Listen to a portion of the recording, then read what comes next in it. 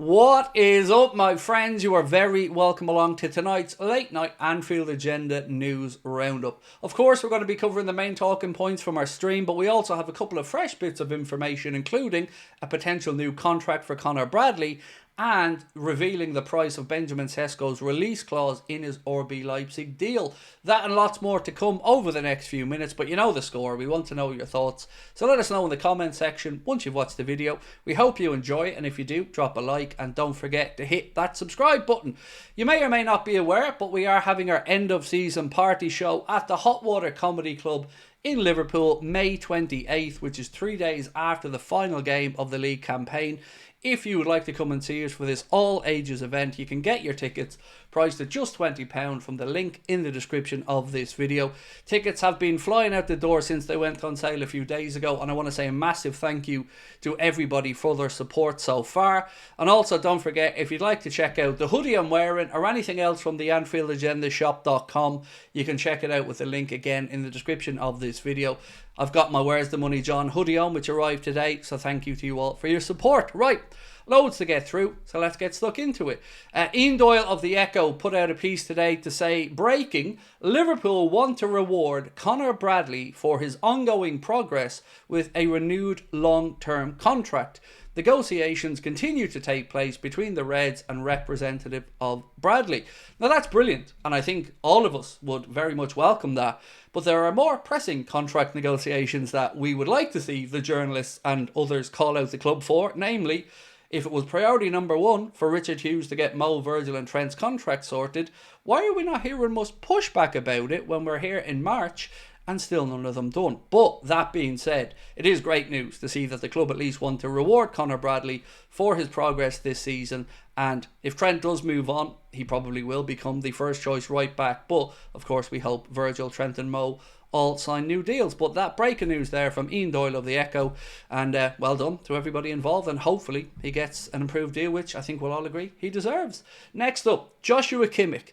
Lots of stuff over the past few days about Arsenal, Liverpool, Premier League moves, contract offers being withdrawn from Bayern Munich, and to the best of my understanding, Max Erbel agreed a number with Joshua Kimmich. They brought that to the Bayern board and they thought it was too high. So it seems to be a bit of a stalemate there. But this piece here that Anfield Sector posted suggests that Joshua Kimmich was offered to Liverpool, but that Liverpool rejected the opportunity to sign him.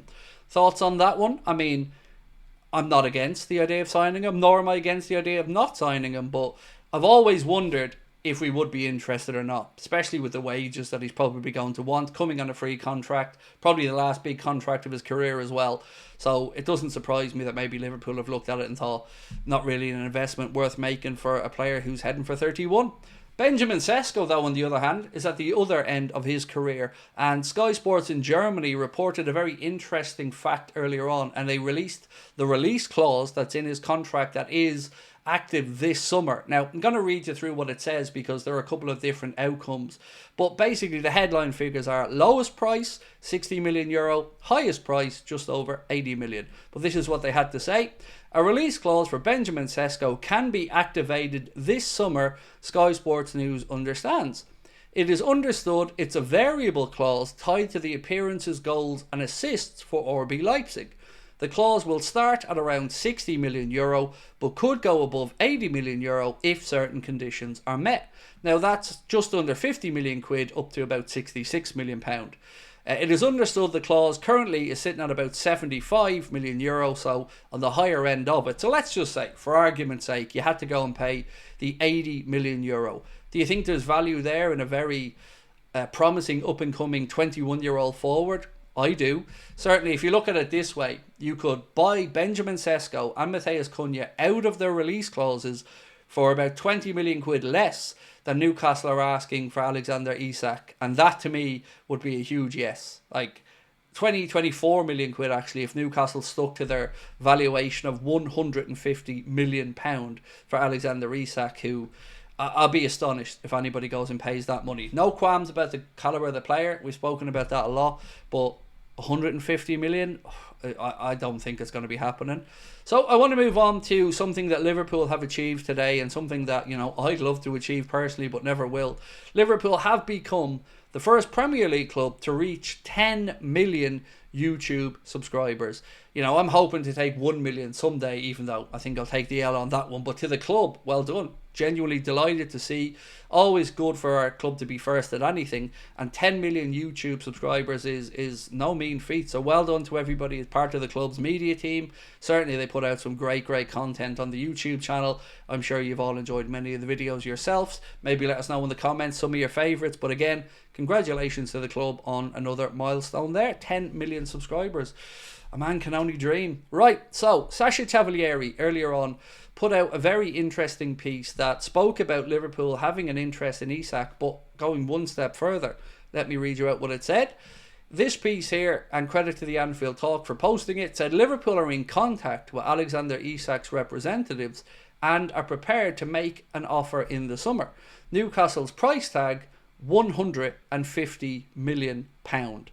Again, to put that into context, you could buy Isak and SESKO out of their deals and still have money left for, I don't know, an up-and-coming right-back perhaps.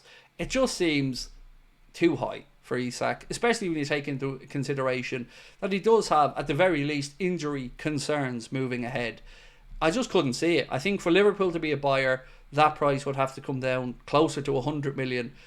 So let me know what you think. If they stick to the price tag of 150 million quid, even without Champions League football, do you think anybody pays it? Nobody's having any doubts about how good Isak is. But 150 million, I can't see it personally, but maybe you think differently. Let me know in the comments. And to finish up tonight, just a little piece around Georgi Mamardashvili, because it was written today, I believe maybe it was Greg Evans that said it, that Mamardashvili is planning on coming into Liverpool to be a number one, that he didn't sign the contract to come in and be a backup, that he has his heart set and his mindset very firmly on coming in to be a number one. So let me know what you think of that and what you think happens in the goalkeeping department, because right now, as I've said all the way through the season, we have a very healthy goalkeeping department. Kelleher will have 1 year to go at the end of the season. Alisson's contract, I think, is up in either 27 or 28, so no real rush there. And Yaros is out at the end of this campaign.